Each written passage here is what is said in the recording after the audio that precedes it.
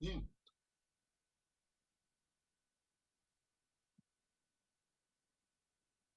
dentro de la fisiología cardíaca, uno de los temas más interesantes y tal vez de mayor aplicabilidad práctica es el de electrocardiograma. Muchos de ustedes van a ser requeridos para interpretar un electrocardiograma y a veces uno piensa que esto es un secreto de la medicina, ¿no? Y no es nada más que aprender la fisiología cardíaca, es decir, el corazón cuando funciona normalmente. Entonces, cuando hablamos de electrocardiografía, electrocardiograma normal en este caso, vamos a ver con ustedes, tenemos que entender de que la función cardíaca normalmente es una representación de,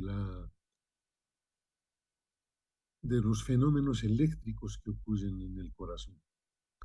Entonces, no es difícil aprender esto porque son cosas que se relacionan, digamos, con lo que hemos visto ya en los capítulos previos, ¿no? Es decir, cuando el estímulo se origina en la aurícula, en el nódulo sinoauricular, y se va a producir la contracción auricular, tenemos nosotros en el electrocardiograma el reflejo de esa función con la onda P, ¿no? Cuando vemos la onda P que estamos mostrando ahora, eso es la contracción auricular, la despolarización auricular que precede a la contracción de las aurículas. Una onda P que se manifiesta en un electrocardiograma como una onda positiva, ¿no? Una positiva, decimos, por encima del valor de cero. Una vez que el estímulo ha llegado al nódulo auriculoventricular, eh, precede eso a la presentación del complejo QRS, como ven ustedes acá, que es la contracción ventricular. Y una vez que el ventrículo se ha contraído, viene la etapa de la repolarización ventricular o la relajación ventricular, que está reflejada en la onda T, positiva, como ustedes ven. Entonces, esto es lo que nosotros vemos normalmente en el electrocardiograma, ondas de despolarización positivas, la mayoría de ellas, y ondas de repolarización que deberían ser negativas. ¿Qué es lo que ocurre con la onda T? Ya lo vamos a aprender ahora, por qué la onda T se ve positiva. Y segundo, por qué la onda de repolarización auricular no se observa en el electrocardiograma porque está oculta, si ustedes quieren, por el complejo QRS. En este trazado del electrocardiograma vamos a ver también que hay algunos intervalos importantes. Por ejemplo, este intervalo RR significa el espacio de tiempo que pasa de un latido al siguiente latido, ¿verdad? O el intervalo PR, que es el que se inicia cuando empieza la onda P hasta que empieza el complejo QRS. ¿Sí? Puede ser intervalo PR o PQ también. Si es que está presente la onda Q, el intervalo será PQ. Si no está presente la onda Q y solamente está presente la onda R y S, entonces será el intervalo PS. Y luego también vamos a ver el intervalo QT, ¿no? El intervalo QT implica desde el inicio de la onda Q o el complejo QRS hasta el final de la onda T. ¿Qué implica la onda P? Si ustedes recuerdan, el valor de 0,16 de segundo es el tiempo que transcurre entre el inicio de la despolarización auricular, por eso se marca la onda P, hasta el inicio del complejo QRS. Y decimos 0,16 de segundo porque en el anterior capítulo, como vimos con ustedes, y si se recuerdan, dijimos, ¿no? El impulso tarda 0,03 de segundo desde que nace en el nódulo sinoauricular y viaja por las fibras internodales hasta llegar al nódulo auriculoventricular. En el nódulo auriculoventricular hemos dicho hay un retraso de 0,09 más los 0,03, estamos hablando de 0,12. Y en el haz penetrante auriculoventricular, antes de contactarse con las fibras de Purkinje, hemos dicho hay 0,04 de segundo. Entonces, ese 0,16 aquí lo tienen. Y ese 0,16 es también el valor del denominado intervalo PR. Ya vamos a ver que es importante acordarnos de este valor porque cualquier prolongación, cualquier incremento del intervalo PR va a tener una significación fisiopatológica, ¿no? Porque normalmente, fisiológicamente, el impulso nacido en el nódulo sinoauricular en 0,16 de segundo ya debe estar estimulando a las fibras de Purkinje. Si este intervalo PR o PQ se prolonga, puede implicar algo que es común en la interpretación de un electrocardiograma, que es el bloqueo aurículo ventricular. Es decir, que aparte de la demora de la transmisión de la onda, puede suceder de que el nódulo auriculoventricular está sufriendo un bloqueo. Un bloqueo que se va a notar, y lo vamos a ver el día lunes con ustedes, en la prolongación, en el incremento del intervalo PR. Es decir, si el intervalo PR no es de 0,16, sino es de 0,18, 0,20, estamos hablando de un bloqueo del nódulo auriculoventricular.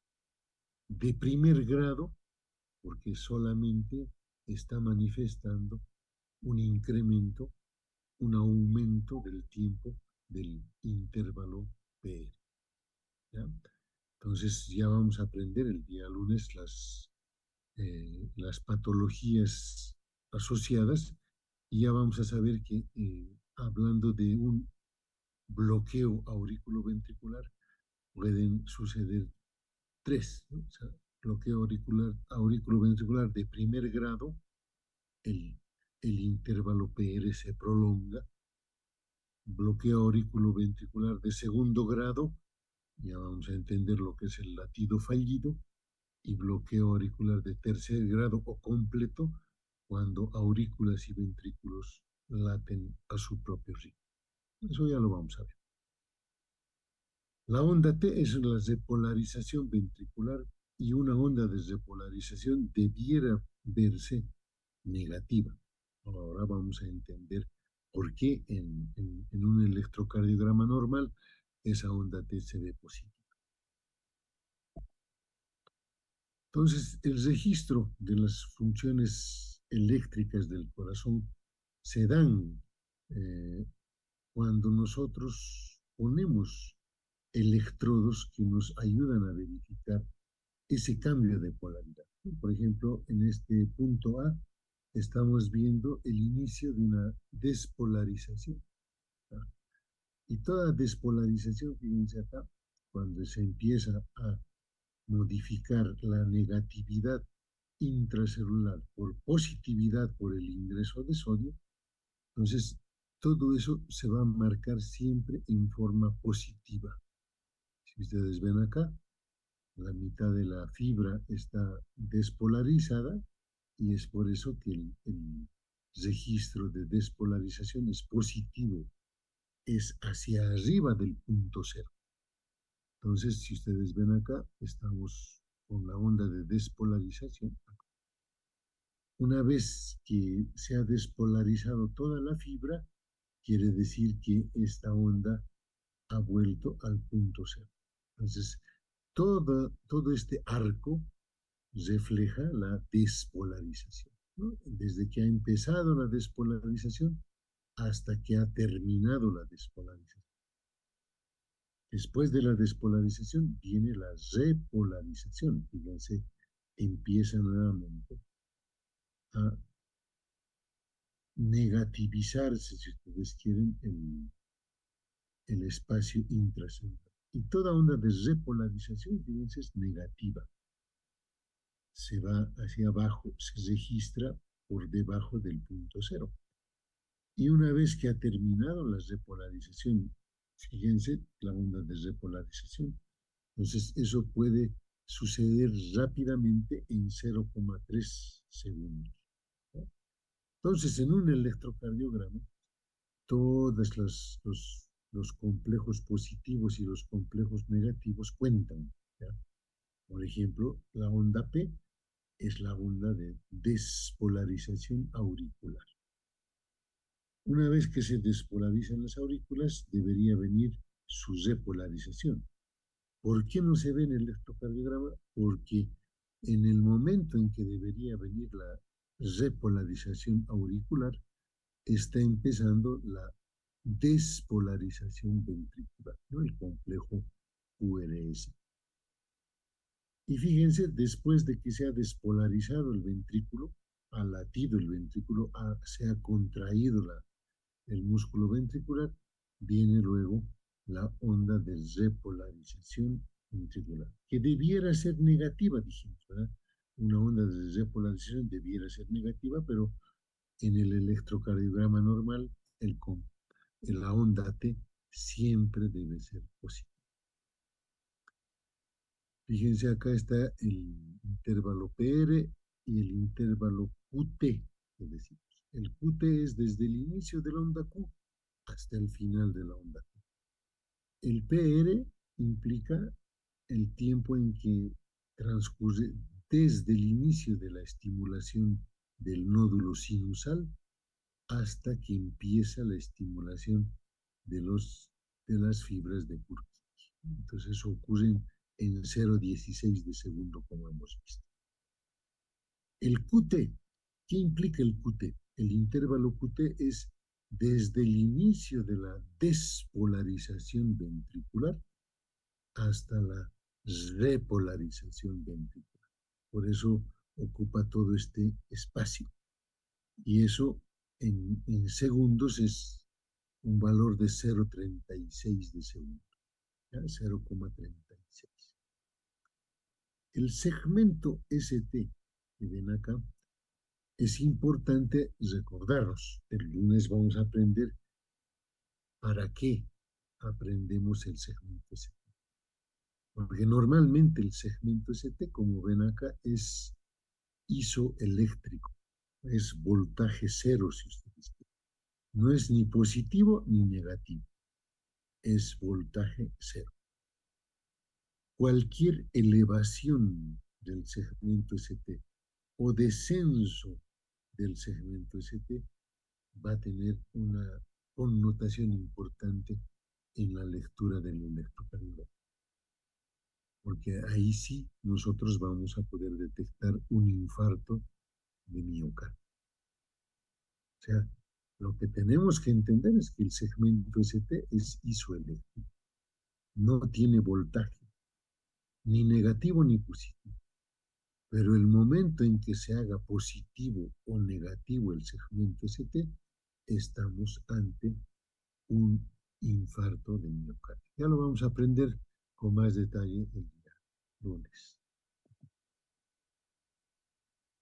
Ahora fíjense la relación del potencial de acción con un potencial monofásico ventricular. Entonces fíjense cómo hemos mencionado, aquí está el complejo QRS que se relaciona con la despolarización ventricular. Entonces, estábamos en reposo, han empezado a abrirse los canales de sodio, ha llegado a un umbral, se ha producido la despolarización del miocardio, de la fibra muscular miocárdica, que ha llegado hasta su pico máximo y característica del miocardio, hemos dicho que es una meseta. Fíjense, la meseta es esto que está descendiendo apenas. Y en ese momento empieza otra vez el reingreso de potasio. Entonces la repolarización viene y la fibra miocárdica se repolariza. Puede tener algún pequeño momento de hiperpolarización, porque sabemos nosotros que eso ocurre en todos los potenciales de acción, en todos los potenciales de membrana. Pero lo importante acá es reconocer, fíjense, cómo la despolarización ventricular está muy relacionada con el complejo QRS del electrocardiograma. Y cuando se repolariza, fíjense, la onda T justamente está terminando. Es decir, la onda T es la repolarización ventricular. Sin embargo, hay que entender que los potenciales eléctricos generados en el corazón no van a ser simplemente con esta imagen que todos conocemos, ¿no? De la despolarización, la meseta y la repolarización. Fíjense cómo en el nódulo sinusal, por ejemplo, el potencial de acción se despolariza y luego se repolariza. ¿Sí? En cambio, en las aurículas fíjense, empieza a aparecer el fenómeno de la meseta, ¿no? Entonces, estamos en reposo, se despolariza, hay un pico de despolarización, una meseta y después la repolarización. En el nódulo auriculoventricular casi se cumple lo mismo, fíjense, reposo, despolarización, meseta y repolarización. En el haz de His y en todo lo demás, las ramas del haz de His derecha e izquierda, las fibras de Purkinje y el músculo ventricular como tal, nos muestran el trazo típico de una contracción miocárdica, con reposo, despolarización rápida, pico, meseta y repolarización. Y fíjense cómo en todos los demás niveles se cumple lo mismo. Reposo, despolarización, meseta, repolarización. ¿No? Entonces, y eso tiene mucho que ver con el electrocardiograma, porque la despolarización ventricular siempre precede al complejo QRS. Es decir, se despolariza y se contrae el miocardio, ¿no? Entonces, por eso está. Previo a la contracción del ventrículo está la contracción auricular, por eso la onda P positiva siempre precede al complejo QRS. Y después del complejo QRS, toda onda positiva es la repolarización ventricular u onda T. Entonces, la relación contracción auricular y ventricular con el electrocardiograma tiene esta forma de registrarse, ¿no? La onda P, fíjense, la onda P, es el comienzo de la contracción auricular. Primero viene la despolarización. A continuación está la contracción auricular. Entonces, cuando el nódulo sinoauricular emite una señal de estímulo, fíjense, se despolarizan no solo las tres fibras internodales, anterior, media, posterior, sino hemos hablado de una fibra que pasa a la aurícula izquierda. Gracias a esta comunicación con la aurícula izquierda, ambas aurículas empiezan a contraerse y empiezan a mostrar en el electrocardiograma la onda P.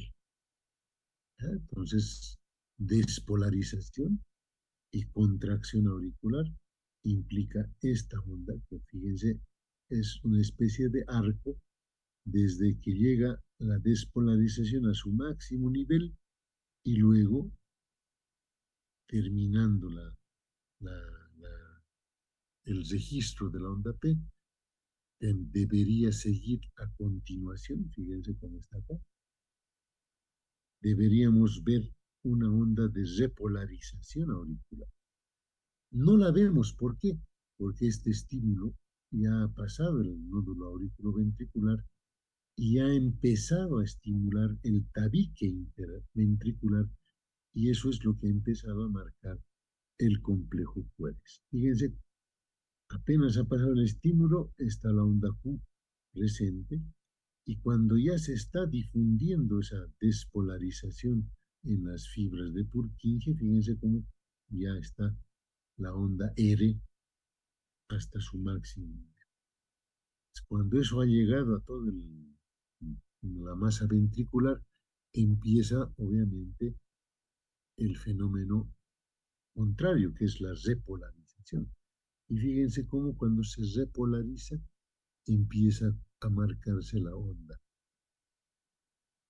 Entonces, ¿por qué es una onda T positiva? Y ya lo vamos a saber. Entonces, el complejo QRS precede a la contracción ventricular y la onda T es el final de la contracción ventricular, cuando ya el ventrículo se va a empezar a relajar. Toda esta actividad eléctrica es posible de ser registrada en un electrocardiograma. El electrocardiograma utiliza una hoja que tiene un trazo milimetral. ¿Qué quiere decir esto? Que cada cuadradito que ustedes ven chiquitito es 1 milímetro, ¿no? Tanto en forma horizontal como en forma vertical. ¿Ya? Para fines del electrocardiograma, nosotros vamos a decir que en forma horizontal vamos a poder medir el tiempo que transcurre entre una onda y otra. Y cada cuadradito del electrocardiograma va a tener un valor de 0,04 de segundo. Cada milímetro en forma horizontal en tiempo va a valer 0,04 de segundo. En forma vertical, en cambio, vamos a poder medir el voltaje de la onda. Y los electrocardiogramas están calibrados normalmente hasta marcar 1 milivoltio, ¿ya? En el trazo de una despolarización. Y eso hace que cada milímetro en forma vertical tenga un valor de voltaje de 0,1 milivoltio. Fíjense, cada milímetro en altura, en forma vertical, va a valer 0,1 milivoltio. Voltaje en forma vertical, tiempo en segundos en forma horizontal. Fíjense, cuando yo cuento 5 cuadraditos, 5 milímetros, la hoja milimetrada normalmente marca estos espacios de 5 milímetros con una línea más oscura. Ya lo vamos a ver. No sé si tengo acá un ejemplo. Aquí está. Fíjense, esta línea oscura que estamos viendo acá, la línea oscura cubre 1, 2, 3, 4, 5 milímetros. 5 cuadraditos de 1 milímetro. ¿Ya? Entonces, eso implica de que cada 5 cuadraditos y que además están con un borde más grueso que los identifica, por eso nos damos cuenta acá, fíjense, esta línea más oscura está marcando el espacio que está conformado por 5 milímetros, 5 cuadraditos, ¿verdad? Entonces, eso implica que cada 5 cuadraditos yo tengo que sumar 0,04 por 5 me dan 0,20 de segundo. 0,20 de segundo. 0,20 centésimas de segundo. ¿Qué quiere decir? Que si yo le sumo otros 5 cuadraditos, sería 0,40 de segundo. Otros 5 cuadraditos, 0,60 de segundo. Otros 5 cuadraditos, 0,80 de segundo. Otros 5 cuadraditos, 1 segundo. O sea, 5 cuadrados con borde oscuro, 5 cuadrados continuos me marcan un segundo en tiempo. En voltaje, en cambio, me he dicho cada milímetro es 0,1 milivoltios. Todos los electrocardiogramas están, electrocardiógrafos, perdón, están calibrados para tener una altura de 1 milivoltio hacia arriba y 1 milivoltio hacia abajo. O sea, no podemos trazar más de eso. Sería, digamos, difícil hacer todo un trazo con más voltaje. Entonces, como se regula, se dice que hay 0,1 milivoltio en cada milímetro, en cada cuadradito chiquitito. Y si sumamos 5 hacia arriba, serían 0,5. Y si sumamos 10, estaríamos hablando de 1 milivoltio. ¿Sí? Entonces, eso por favor no hay que olvidar. ¿Ya?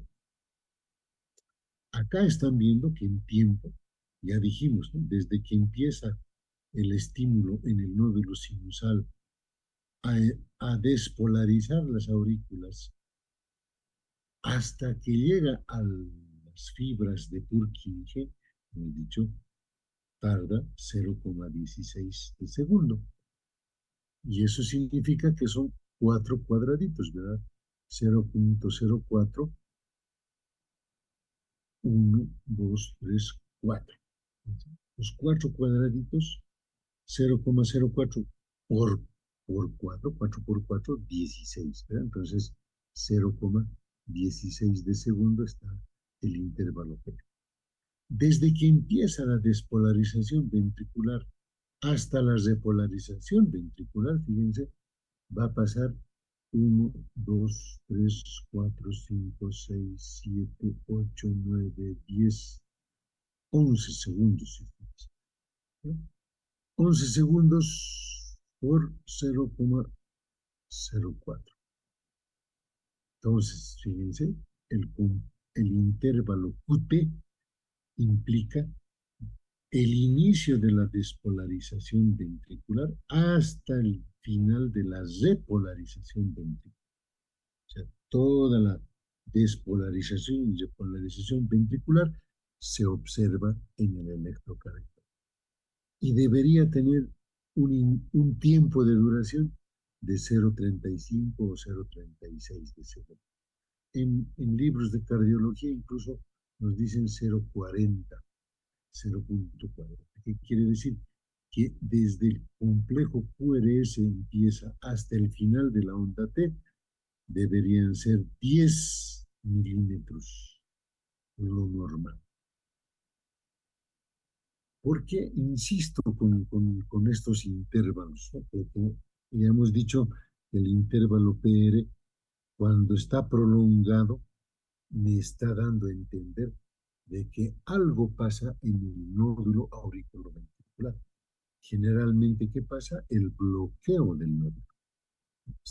Si bien hay un retraso, que todos ya hemos entendido bien en el nódulo auriculoventricular, no debería sobrepasar los 0,16 y digamos un máximo de 0,20 de segundo para pasar el estímulo a los ventrículos y empezar la despolarización ventricular. ¿Qué provocaría que el intervalo QT se prolongue, aumente en tiempo? Ustedes ya entenderán que ahí estaríamos hablando de que si toma más tiempo el intervalo QT, puede estar indicando una hipertrofia del ventrículo, ¿no? La hipertrofia es el crecimiento del ventrículo. ¿Qué quiere decir? Que normalmente 0,36 de segundo abarcaba toda la contracción y relajación ventricular. Pero cuando hay miocardio crecido, hipertrofiado, más grande, obviamente que le va a tomar más tiempo para marcar el registro en el electrocardiograma. Entonces, por eso es importante que ustedes empiecen a entender lo vital que es aprender estos valores de tiempo del electrocardiograma. Porque solo así ustedes van a poder inferir de que hay una alteración, hay una patología, ¿no? que está alterando los valores fisiológicos y llevándolos a valores patológicos. Bien, cuando nosotros tomamos el electrocardiograma, vamos a utilizar tres polos, ¿sí? Vamos a poner, en la práctica lo van a ver con sus docentes, porque tenemos electrocardiógrafos portátiles, gracias a las gestiones que se han realizado en el departamento, y vamos a poder tomar un electrocardiograma. Entonces, siempre vamos a poner dos terminales en la muñeca derecha, en la muñeca izquierda y en el tobillo izquierdo. Gracias a esas tres terminales que estamos colocando y luego coloquemos las terminales precordiales, que ya las vamos a aprender, vamos a poder trazar este triángulo que se denomina el triángulo de Einthoven, ¿no? Y eso nos va a permitir conocer las derivaciones electrocardiográficas, ¿ya?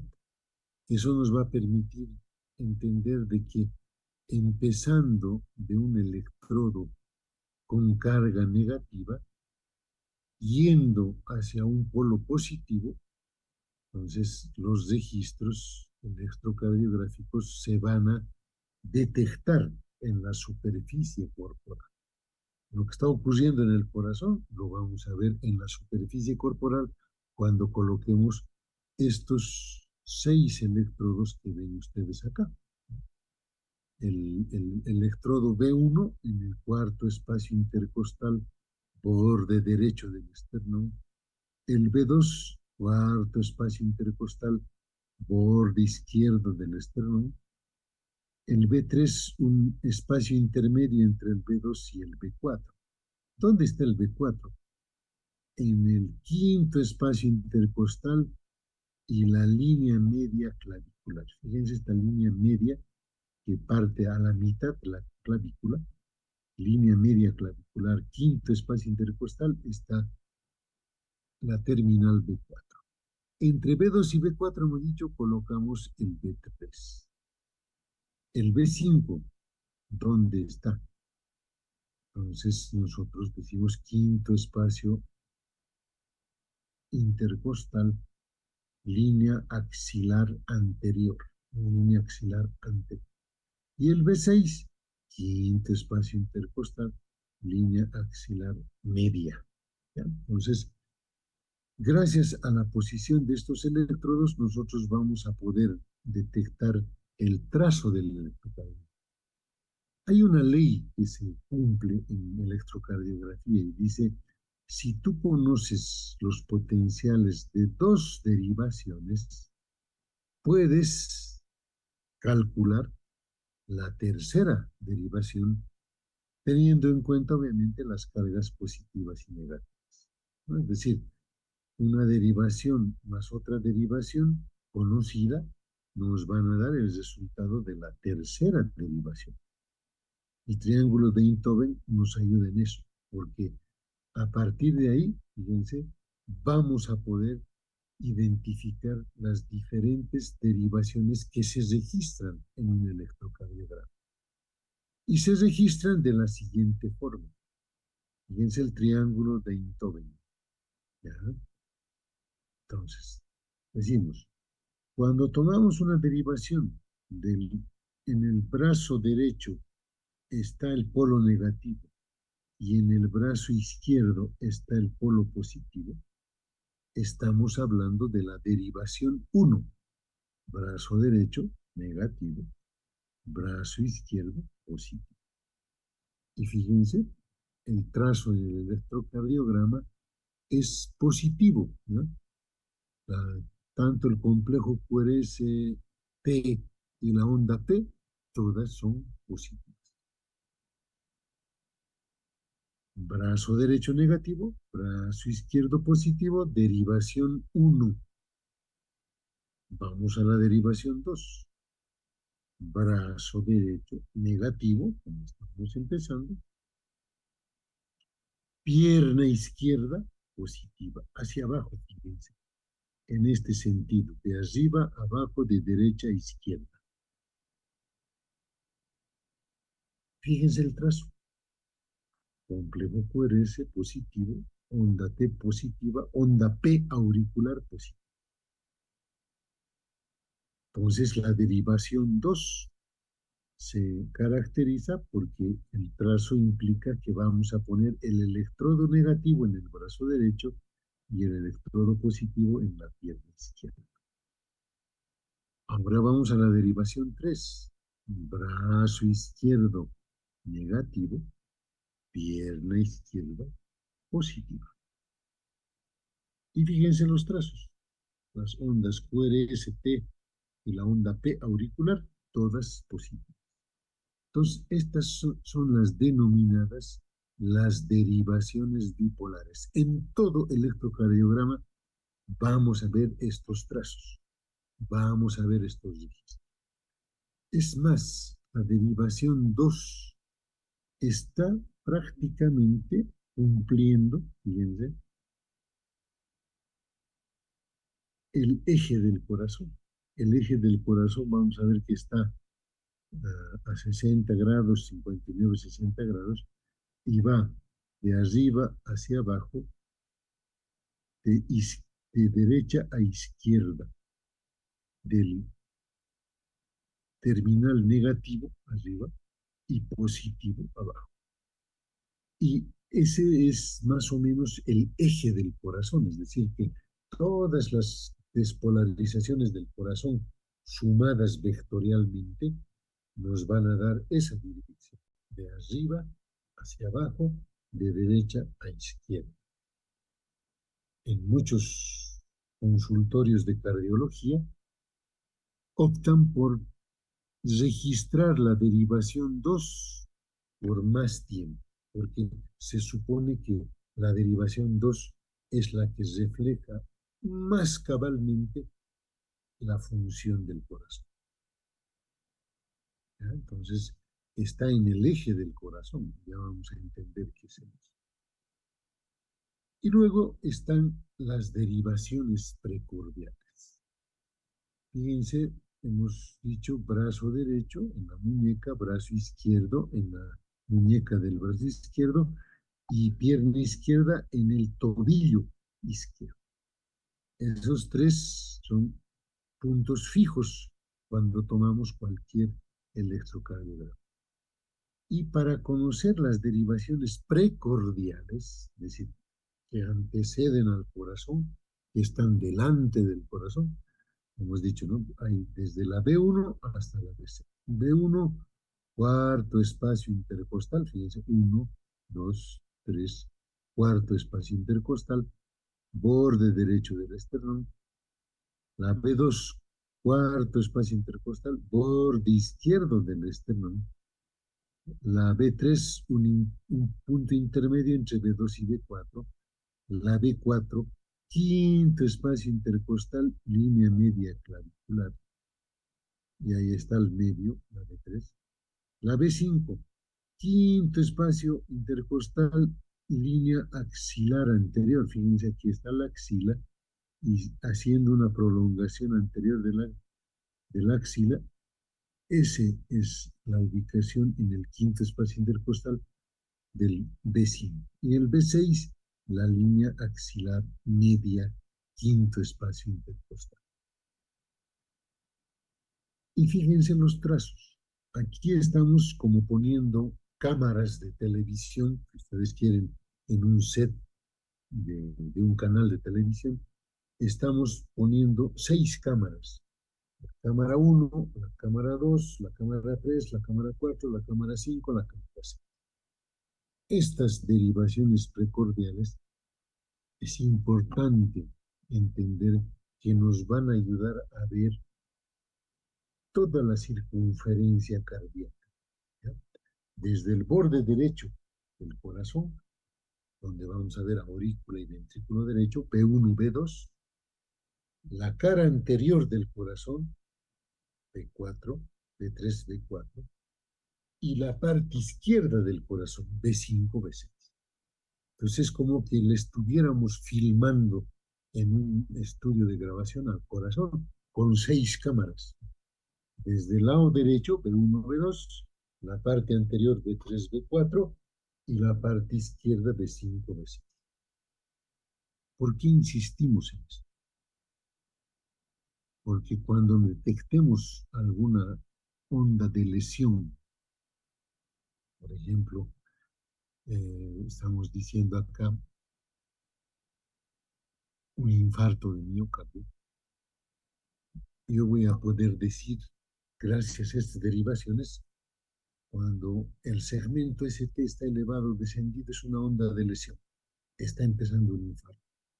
Pero ¿dónde está ocurriendo el infarto? Si esta onda de lesión está en B1, B2, yo voy a decir en el lado derecho del corazón. No se va a infartar la aurícula. La aurícula es músculo delgadito, pero sí se puede infartar el ventrículo derecho. Yo voy a poder decir, parece ser que el infarto está en el ventrículo derecho. Si veo esa onda de lesión, fíjense acá, esta B2, el segmento ST, RS debería llegar al punto eléctrico y la onda T de polarización ventricular, primero la S, el segmento ST está elevado, onda de lesión, hay infarto o sospecha de infarto, si ustedes quieren. ¿Y en dónde está el infarto?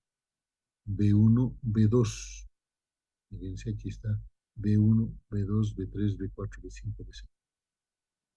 Entonces el infarto está en el ventrículo derecho, borde derecho, ventrículo. Entonces, antes los cardiólogos nos parecían unos genios y magos cuando decían, aquí hay un infarto y está en el ventrículo derecho. ¡Wow! Este mago, ¿cómo adivinar? Pero no es ningún mago, pues simplemente está interpretando el electrocardiograma. Y si la onda de lesión, como acá ven, no hay un segmento ST como estos, segmento ST isoeléctrico, carga cero, voltaje cero.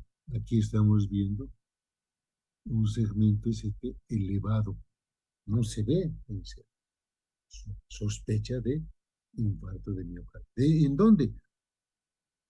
Aquí está B2, fíjense dónde está nuestra cámara B2. Está viendo al borde derecho del corazón, o sea, el ventrículo derecho.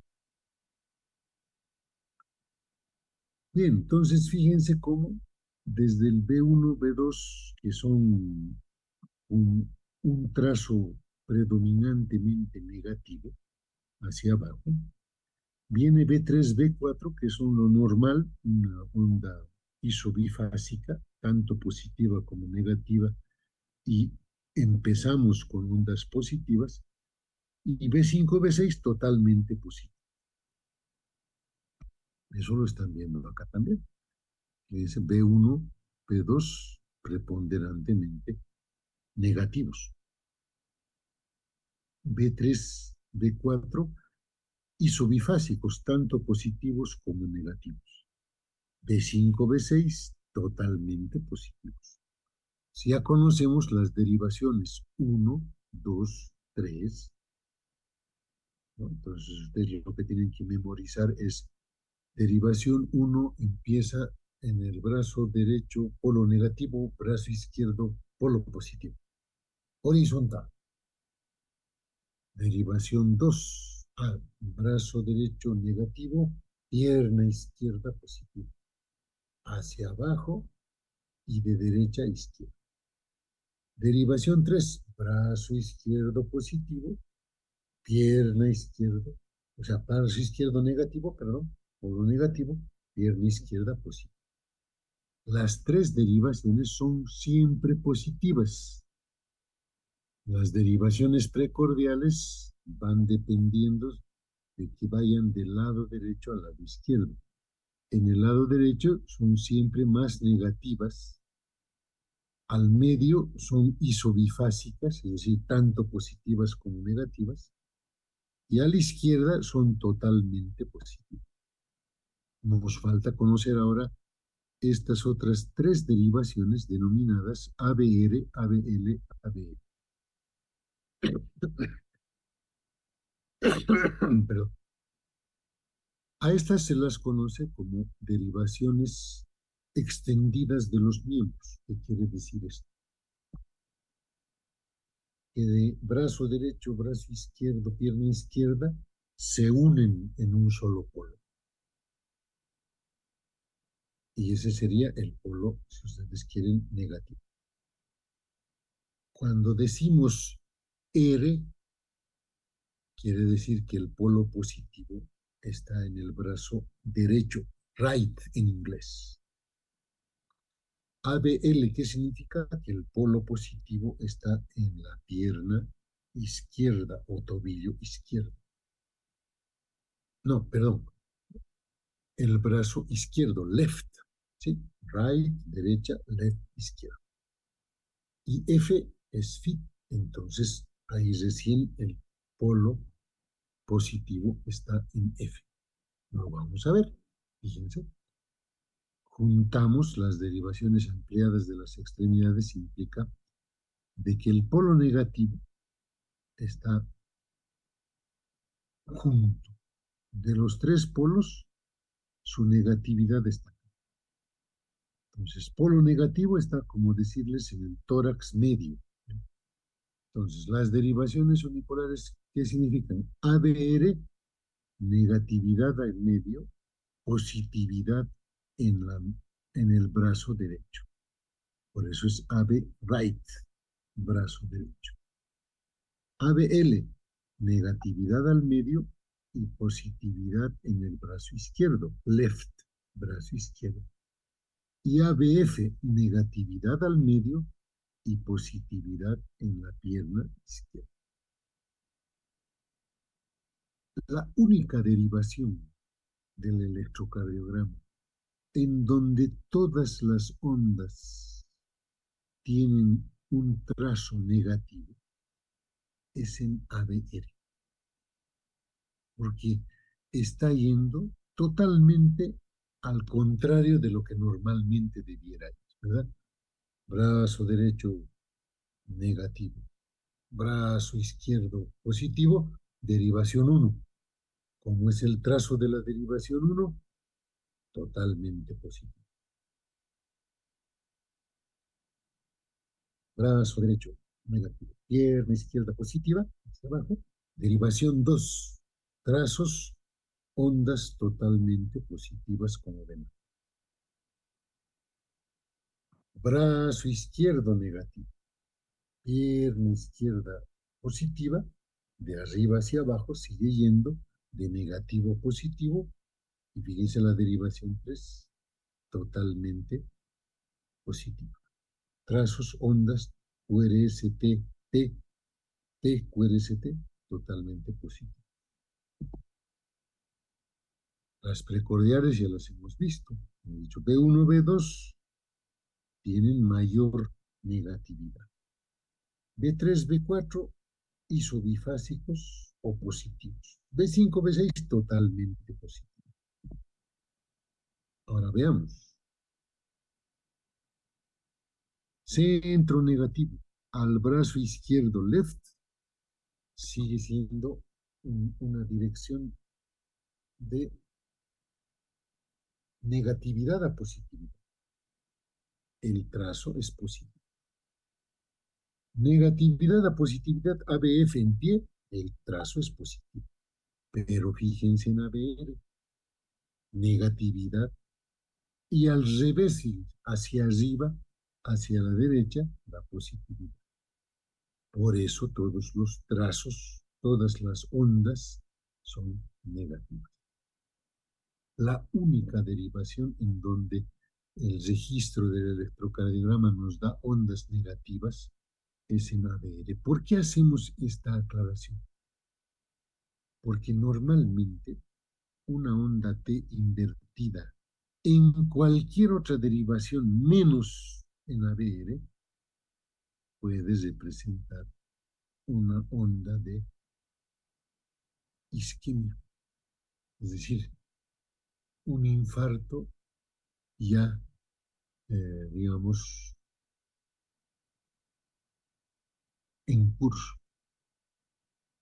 Entonces, cada vez que vemos una onda T invertida o un segmento ST superior o inferior, hacia arriba o hacia abajo, nos tenemos que asustar porque ese paciente está haciendo un infarto. Ah, pero un estudiante de segundo año puede equivocarse, puede decir, aquí hay un infarto, traigan un doctor. Y el doctor va a venir y le va a decir, un cocacho. Pero doctor, está pues su onda T invertida. En ABR eso es normal, porque el trazo es inverso. Está el punto negativo en el medio del tórax y el polo positivo en el brazo derecho. Al revés de lo que debiera ser. ¿Se dan cuenta? Bien, entonces, hasta ahí nosotros podemos entender cómo se va a tomar un electrocardiograma. A un paciente le vamos a poner en la muñeca derecha una terminal, en la muñeca izquierda otra terminal y en el tobillo izquierdo la otra terminal. El derecho no cuenta, pero vamos a ver que cuando tomamos el electrocardiograma, el electrocardiograma, en el derecho vamos a poner también una pinza, pero eso no cuenta. Lo que cuenta es brazo derecho, brazo izquierdo, piernas. Solo con esas tres ya tengo las derivaciones uno, 2 y 3. Brazo derecho negativo, brazo izquierdo positivo, derivación uno. Brazo derecho negativo, pierna izquierda positivo, derivación. Brazo izquierdo negativo, pierna izquierda positivo, derivación 3. Hemos puesto ahora los electrodos en el tórax, ¿sí? El B1, cuarto espacio intercostal, borde derecho del esternón. B2, cuarto espacio intercostal, borde izquierdo del esternón. B3, un punto intermedio entre B2 y B4. B4, quinto espacio intercostal, línea media clara. Y entre medio de ellos estamos viendo que vamos a poner esa terminal ahí en el medio. B5, quinto espacio intercostal, línea axilar anterior. B6, quinto espacio intercostal, línea axilar. Y fíjense los trazos, hemos dicho B1 y B2 que nos están mostrando al corazón desde el lado derecho, con trazos negativos preponderantemente. No quiere decir que están invertidos, sino que fíjense aquí está el RS. Las S son negativas con mayor. Está la onda T. B3, B4 hemos dicho isobifásicos, tanto positivos como negativos. B5, B6 totalmente positivos. Derivaciones unipolares. Hemos dicho, vamos a poner el punto negativo al medio del tórax. ¿Ya? Y de ahí vamos a ir hacia el brazo izquierdo, ABL. Y eso es totalmente positivo, pues es como ir como una derivación 1. Hacia la pierna izquierda, lo mismo, negativo positivo, ABF, totalmente positivo. Y la única derivación en donde está todo invertido, dijimos ABR. ¿no? De negativo a positivo hacia arriba, hacia la derecha. Por eso los trazos de todas las ondas en ABR son negativos. Eso es lo que tenemos que saber de electrocardiografía normal. Entonces, dejamos de compartir, repasen esto que hemos visto ahora, porque el día lunes lo que vamos a ver ya son alteraciones del electrocardiograma. Los trazos normales los hemos aprendido ahora. Las derivaciones y los registros electrocardiográficos los hemos aprendido. Cuando hagamos prácticas de electrocardiografía, vamos a enseñarles a ustedes a leer un electrocardiograma. Un electrocardiograma no es solamente rayitas milimetradas y unas líneas por ahí, no.